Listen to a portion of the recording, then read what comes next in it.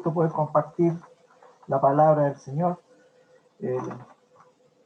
Les bendigo, les animo a que después de que podamos compartir estos textos bíblicos, también tengan la oportunidad de profundizarlo, porque en verdad es un tema realmente maravilloso.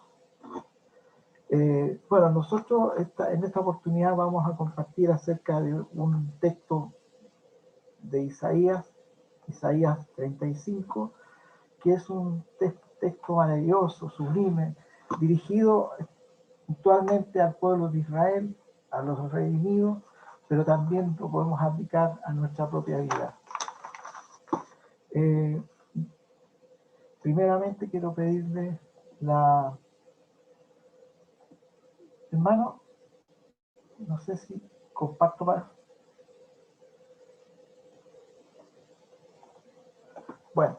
Ahí sí, hermano, puede compartir. Ya.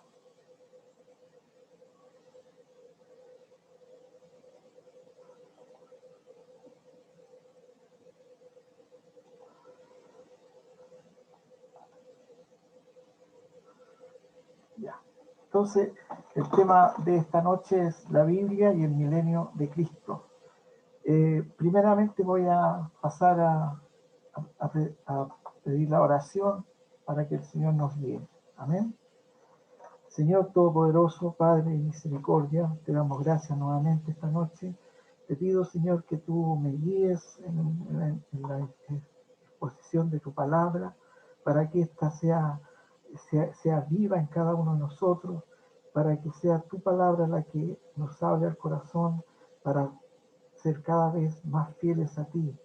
Señor mío, te ruego que esta noche tengas esta misericordia para conmigo, sabiendo, Señor, que no soy el hombre más digno, sino que es solamente por tu misericordia que me has puesto aquí en este lugar. En el nombre de Jesús te doy gracias. Amén.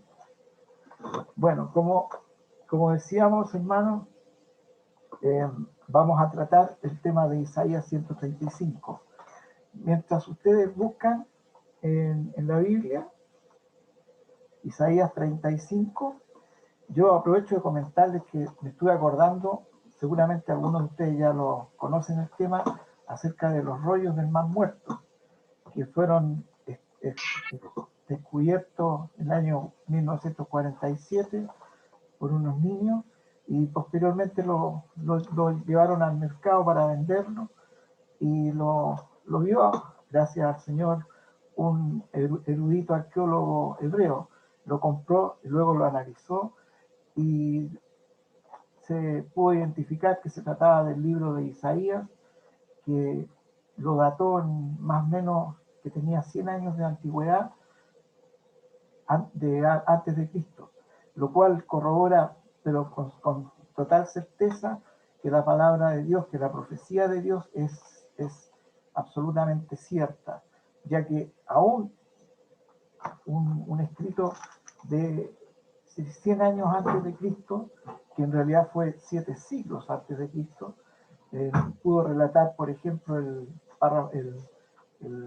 capítulo 53, los sufrimientos de Cristo en la cruz. Y eso a mí me gusta mucho porque es un tema que especialmente es muy difícil que un agnóstico, un ateo, pueda explicarlo.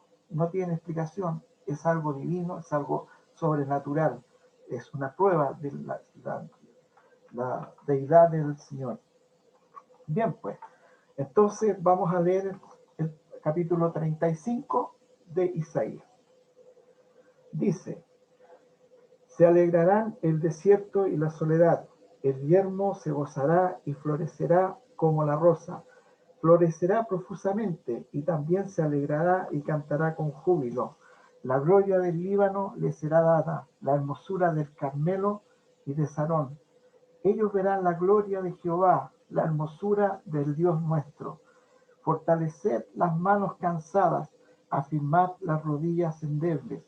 Decid a los de corazón apocado, esforzaos, no temáis. He aquí que vuestro Dios viene con retribución, con pago. Dios mismo vendrá y os salvará. Entonces los ojos de los ciegos serán abiertos y los oídos de los sordos se abrirán. Entonces el cojo saltará como un ciervo y cantará la lengua del mudo, porque aguas serán cavadas en el desierto y torrentes en la soledad. El lugar seco se convertirá en estanque y el sequedal en manaderos de agua.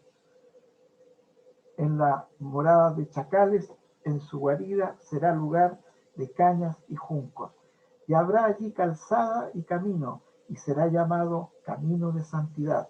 No pasará inmundo por él, sino que él mismo estará con ellos. El que anduviere en este camino, por torpe que sea, no se extraviará. No habrá allí león, ni fiera subirá por él, ni allí se hallará para que caminen los redimidos. Y los redimidos de Jehová volverán, y vendrá nación con alegría, y gozo perpetuo será sobre sus cabezas, y tendrán gozo y alegría, y huirán la tristeza y el gemido. Amén. Voy a puntualizar algunos versículos que me parecen muy interesantes de aplicarlos a nuestra vida. Esta palabra está dirigida al pueblo de Israel, a los redimidos de Israel, aquellos que pasarán las pruebas de la gran tribulación, que ellos no se dejarán marcar por la marca de la bestia, ni tampoco le adorarán. Por eso serán escogidos del Señor. Dice el versículo 1, se alegrará el desierto y la soledad, el yermo se gozará y florecerá como una rosa. Es un poco extraño pensar que el desierto y la soledad se alegren, pero sucede que si yo lo aplico en mi vida, cuando yo no era cristiano, no había recibido al Señor, yo también vivía una vida un poco de desierto, de sequedad espiritual y por tanto de mucha soledad, porque mi vida no tenía un propósito, a pesar que tenía hijos, familia, padre, madre, etc. Uno sentía que su vida no tenía un sentido claro, especialmente refiriéndose a nuestros hijos, a mis hijos, por ejemplo. Uno pensaba en su vida de agnóstico, de ateo en la práctica, que para qué iba a amar a mis hijos si se iban a morir. No tenía un sentido de lógica, digamos. Pero cuando conocí al Señor, descubrí que hay una vida maravillosa y una vida eterna que nos espera. Y también la esperanza de que cada uno de nuestros hijos se vayan con el Señor para que estemos juntos. Y él dice, el yermo se gozará. Nuevamente el yermo, una tierra desolada, pedregosa, que no tiene ninguna posibilidad de que hayan flores, plantas, en fin. Sin embargo, el Señor acá les promete que va a haber un cambio fundamental en la geografía, ¿verdad?, de esta futura tierra de Sión, en Sión. Y es importante también porque el pueblo judío ha sufrido mucha persecución, especialmente después de la gran diáspora del año 100 después de Cristo, en donde fueron dispersos por todos los países de Europa fundamentalmente, y fueron perseguidos en cada una de estas naciones, terminando con la gran catástrofe que llaman ellos, que es el Holocausto, y posteriormente volvieron. Y aún así, con todos estos sufrimientos, Dios dice que hay un futuro para Israel, para los redimidos. Dice el Hermano versículo Benjamín, 2, ¿aló? hermano Benjamín, al parecer dejó de compartir pantalla. ¿Puede volver a compartir pantalla desde Zoom? Ya, no me deja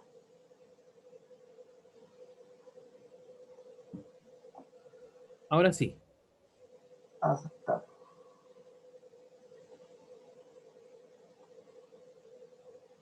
Ahí sí.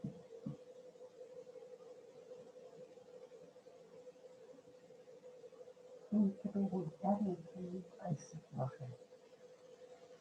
Ya. Entonces, Ahí decíamos, sí. ahí sí.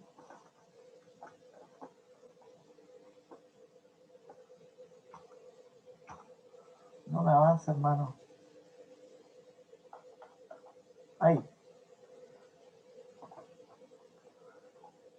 Entonces, veíamos en el versículo 1, el desierto, la soledad, ellos verán la gloria de Jehová, dice el versículo 2.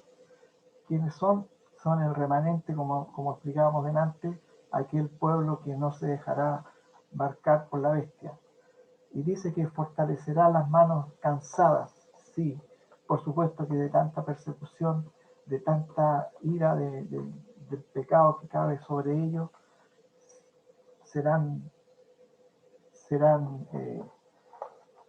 fortalecidos, se volverán las fuerzas en ellos.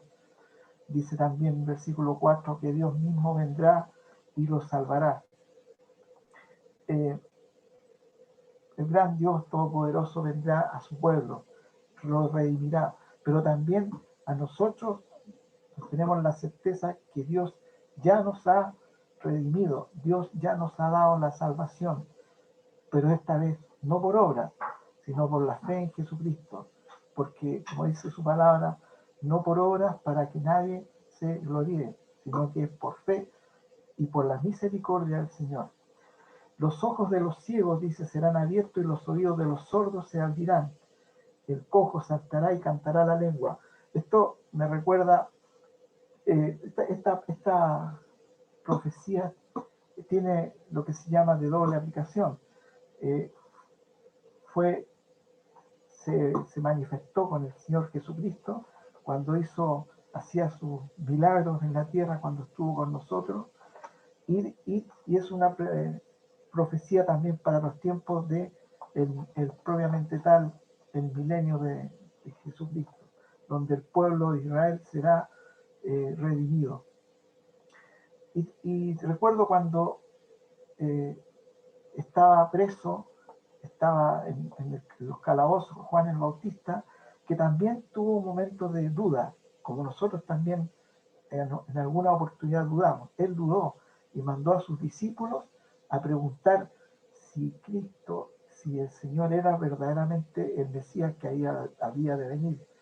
¿Y qué contesta el Señor? Dice, los cojos saltan, los ojos de los ciegos son abiertos y los oídos de los sordos se abrirán también. O sea, contesta con esta palabra bíblica, esta palabra profética. Eso me parece muy interesante.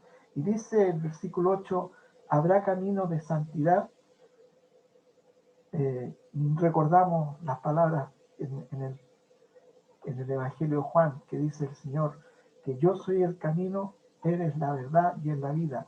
Por donde nosotros caminamos, Él es el camino del Señor Jesucristo. Lo seguimos a Él. Pero el pueblo de Israel, el pueblo reconocerá en ese momento, cuando el Señor venga, que el Cristo era verdaderamente el Mesías que había de esperar. Dice que en este camino no habrá allí león ni fiera. Uno de los problemas más graves que tenían los viajeros cuando comerciaban a través de los caminos de una ciudad a otra eran los asaltantes, eran los animales, las fieras, etc. Entonces, esta es una alegoría, es una forma de mostrarle al pueblo redimido, la certeza del camino que han de recorrer. Y también decía que no iban a haber allí pecadores, no lo pasarán. Y dice, y los redimidos volverán de Jehová, volverán a Sión. Esto también es impresionante. ¿Cuáles son los redimidos?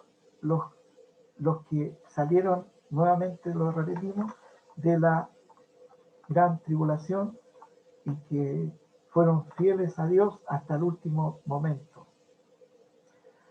Por nosotros vino Jesucristo y Él pagó por nuestra salvación. Para el pueblo judío será la visión de la venida del Mesías. Esta es una promesa para la eternidad también del pueblo judío.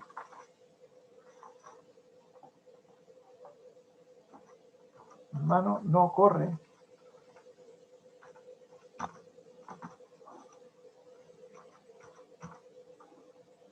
ahí. Veamos.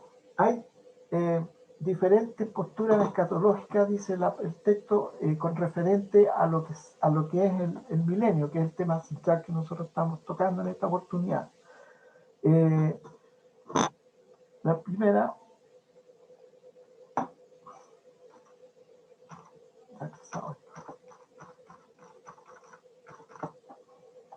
no sé por qué no corre, hermano.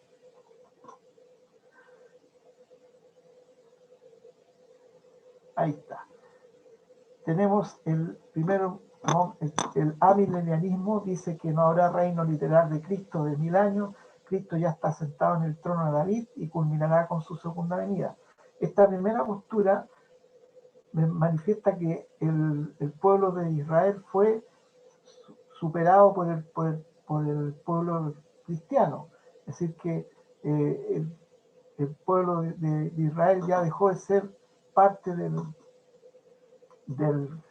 pueblo de Dios. El postmilenialismo dice que Cristo vuelve después que los cristianos, y no Cristo mismo, hayan establecido el reino en esta tierra. El mundo entero se convertirá a Cristo antes de su segunda venida.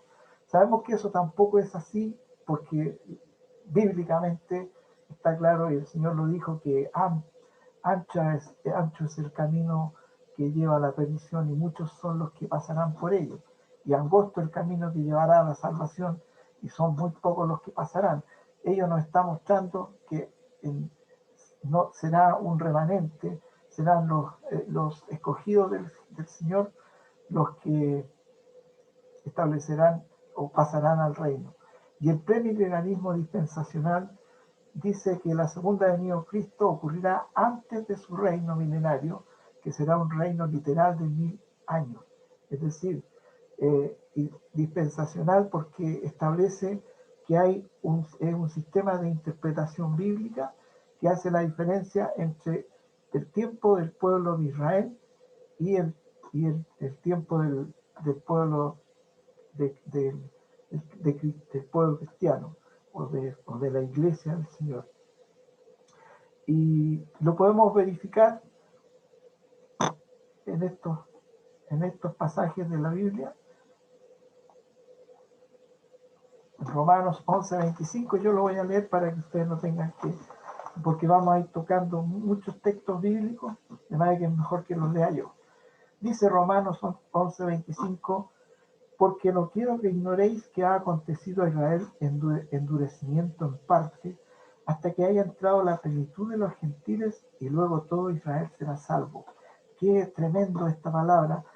La pregunta que yo me hago, ¿cuántos seremos la plenitud? ¿En qué momento el Señor va a decir, hasta aquí termina la redención de los gentiles, y luego viene el periodo del fin? Y Génesis 13:15 también dice, porque toda la tierra que ves la daré a ti y a tu descendencia para siempre. Esta promesa se lo hizo a Abraham. Bueno, sabemos que Dios no es hombre para que mienta, ¿verdad? Y esta promesa que le hizo al pueblo de Israel se va a cumplir, como veremos más adelante, en el milenio.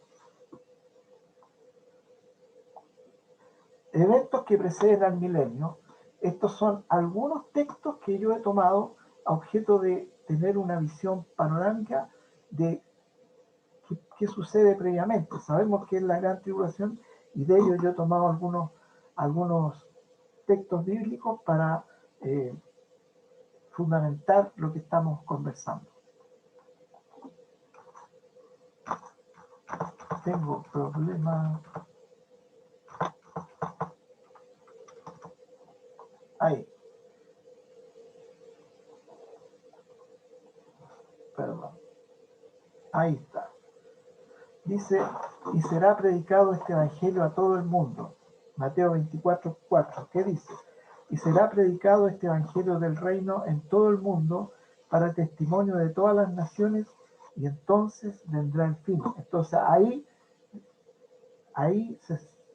según la palabra, ha entrado la plenitud de los gentiles, es decir, de nosotros, porque ahí viene el día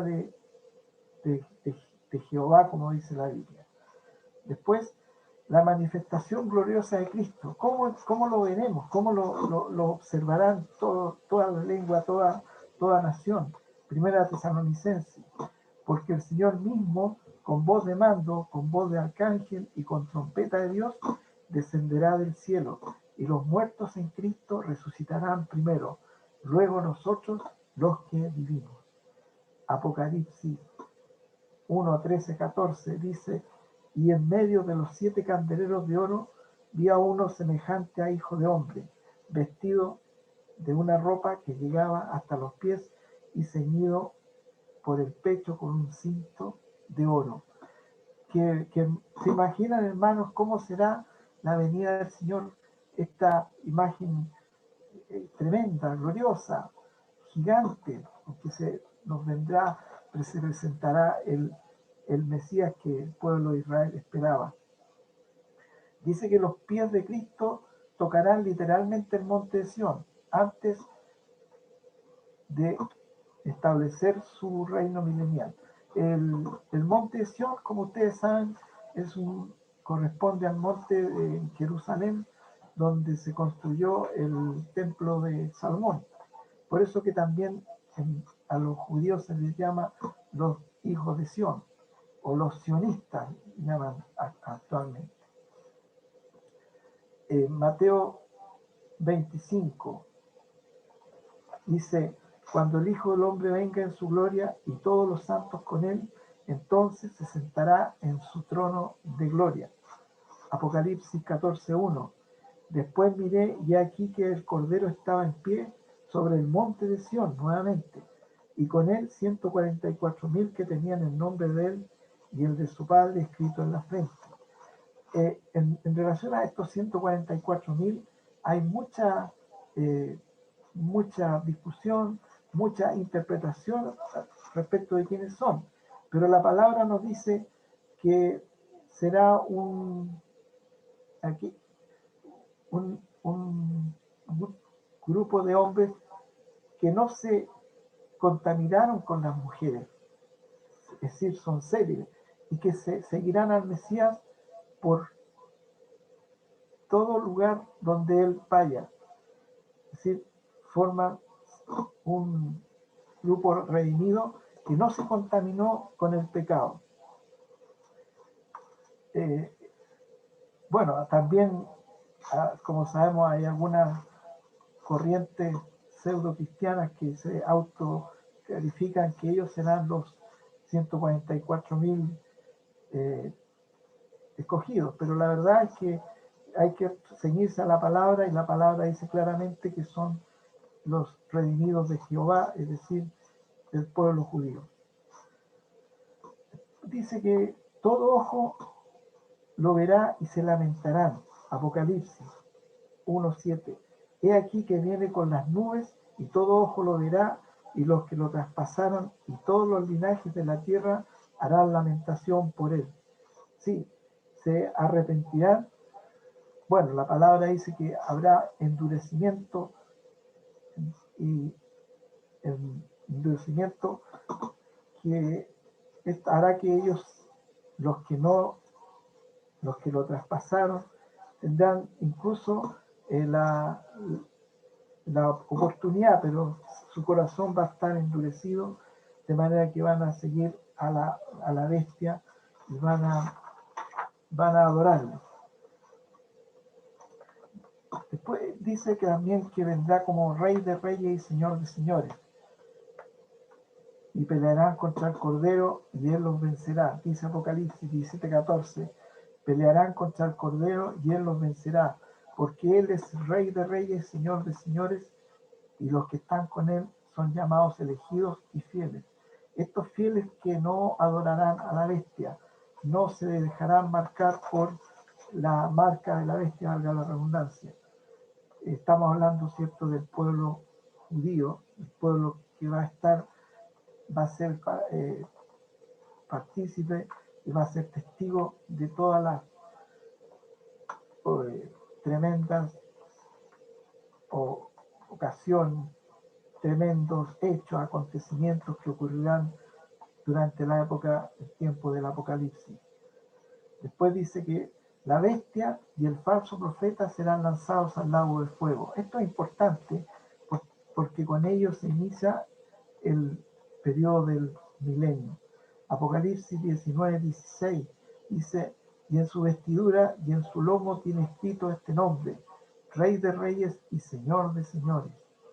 Apocalipsis 19:20 dice, y la bestia fue apresada y con ella el falso profeta que había hecho delante de ella las señales con que había engañado a los que recibieron la marca de la bestia. Esos dos fueron lanzados al lago de fuego. Satanás encadenado por 1000 años, dice Apocalipsis, y vi un ángel que descendía del cielo con la llave del abismo y una gran cadena en la mano, y prendió al dragón, la serpiente antigua, que es el diablo, y lo ató por 1000 años. Esta es la consumación de la gran tribulación, cuando se inicia el tiempo del el milenio de Jesucristo. También, como decíamos al principio, el futuro glorioso de Sion. Dice que durante el reino del Mesías, esto es durante el milenio, el Mesías ejecutará justicia y juicio sobre toda la tierra. Jeremías 23:5 dice, he aquí que vienen días, dice Jehová, en que levantaré a David de nuevo justo y reinará como un rey, el cual será dichoso y hará juicio y justicia en toda la tierra.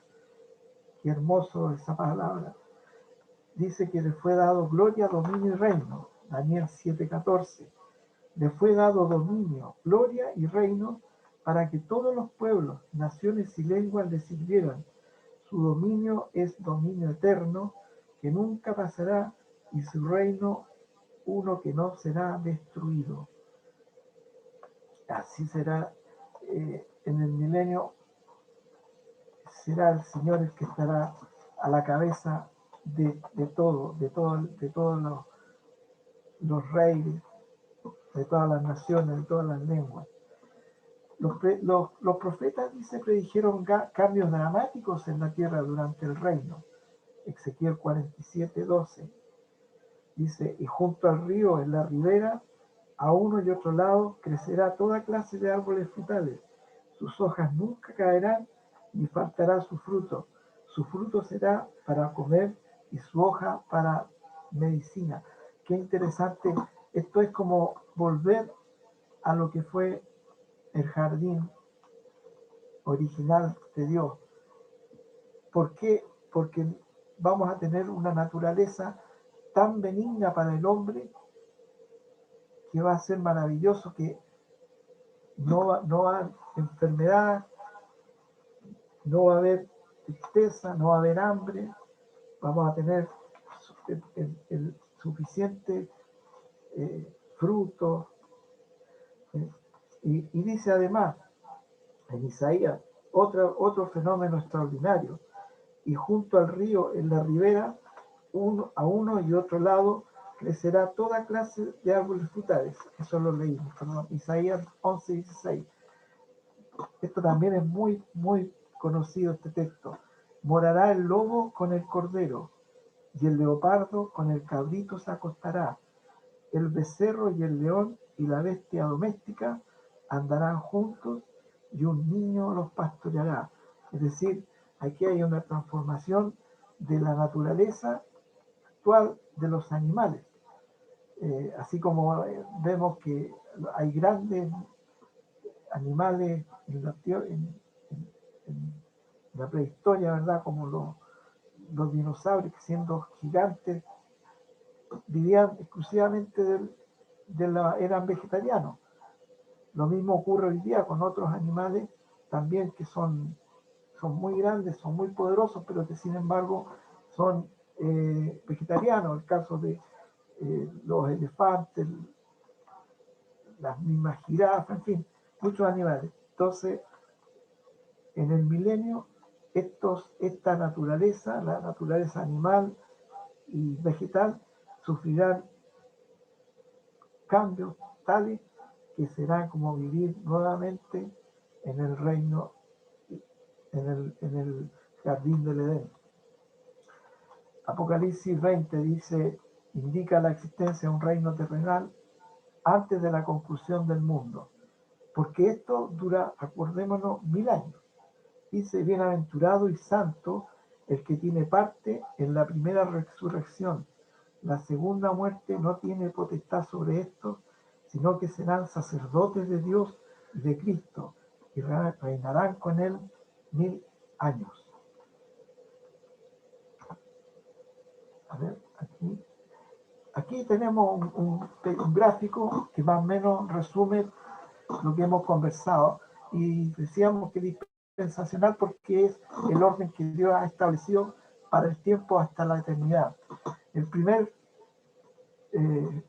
periodo, ¿cierto?, que es el periodo de la ley, que comenzó con Abraham, cuando Dios llamó a Abraham, posteriormente entregó las leyes a través de Moisés, y este periodo termina con la primera venida de Cristo, y ahí se inicia la era de la iglesia, la era de la gracia también llamada, porque como decíamos delante, ya no somos salvos por las obras de la ley, sino por la gracia de Jesucristo, por la fe en Cristo, no por las obras que nosotros hagamos, porque nuestras obras, desde la palabra, son inmundicia.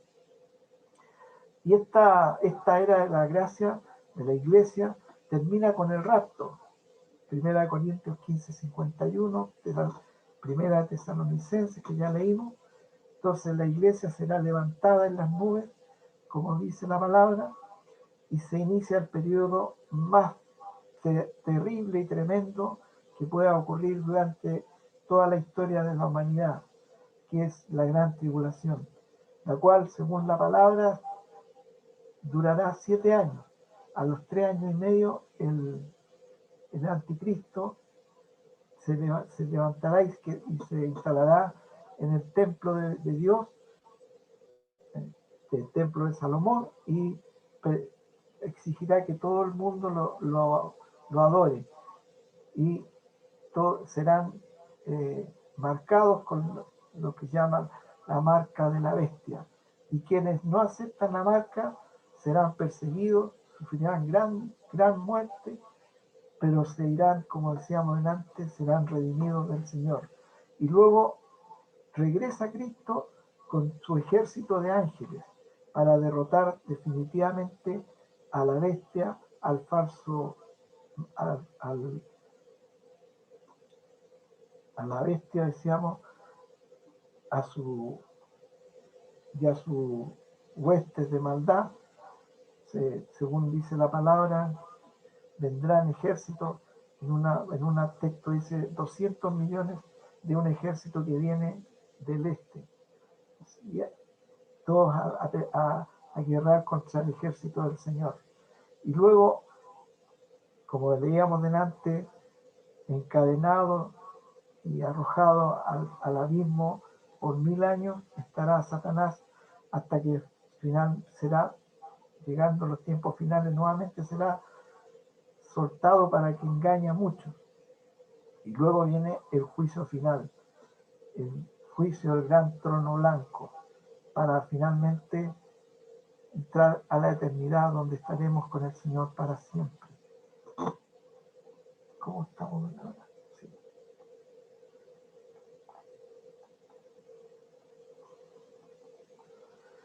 Y dice el juicio del gran trono blanco. Y vi a los muertos, grandes y pequeños, de pie ante Dios, y los libros fueron abiertos, el cual es el libro de la vida. Fueron juzgados los muertos por las cosas que estaban escritas en los libros según sus obras. Aquí estamos nosotros, quienes vamos a ser juzgados esta vez en el libro de la vida, no en el libro de la muerte, sino de la vida, pero también nuestras obras serán puestas a la vista del Señor. Luego, lo más terrible, segundo párrafo, y la muerte y el Hades fueron lanzados al lago de fuego. Esta es la muerte segunda. y el que no se halló inscrito en el libro de la vida fue lanzado al lago de fuego. Esta palabra, hermano, es muy fuerte, pero es real.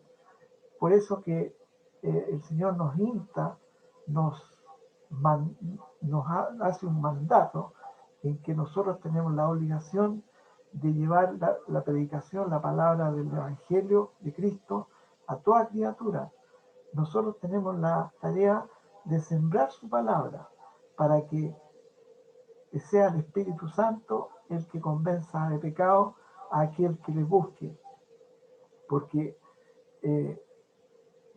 tenemos familia, hermanos, incluso hijos, que no queremos que se vayan de este mundo sin antes entregar su vida a Jesucristo y ser salvos. Porque ya vemos en esta palabra lo terrible que va a ser para aquellos que no han reconocido al Señor como Dios mismo, al Señor y Salvador, sino que se han negado, sino que han cerrado su corazón a escuchar la palabra y a recibir la salvación. Por eso, hermano, nuevamente esto a mí me conmueve mucho, porque tengo hijos que aún no han entregado su vida a Jesucristo, porque tengo hermanos de mi familia que tampoco que se les ha hablado, se les ha sembrado, pero su corazón se ha endurecido y y es como dice la palabra, se forma un corazón de piedra y no de carne. Hermanos, nuevamente les insto a que sigan hablando de Cristo, sigan principalmente también orando por aquellas personas que nosotros queremos, aquellas que forman parte primeramente de nuestra familia y después hacia afuera. El Señor nos manda que tengamos un corazón sensible, un amor por las almas, para que nuestro paso, nuestra misión se cumpla. ¿Cuál es? Entregar la palabra del Señor a toda criatura. Bien, hermanos.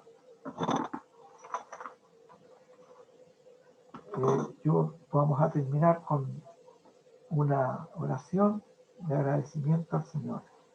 Padre, te doy gracias por este tiempo, porque hemos podido indagar en tu palabra, hemos podido acercarnos, Señor, a ese tiempo tan maravilloso, tan increíblemente grande, que es el milenio, del cual, Señor mío, sabemos que nosotros no tendremos el privilegio de estar, porque estaremos contigo en el cielo, esperando tu orden para que bajemos contigo a este tiempo. Gracias, Padre, te damos nuevamente, te pido por mis hermanos, por la iglesia, que tú seas con nosotros, obrando en nuestro espíritu, guardándonos. Te doy gracias en el nombre de Jesús. Amén.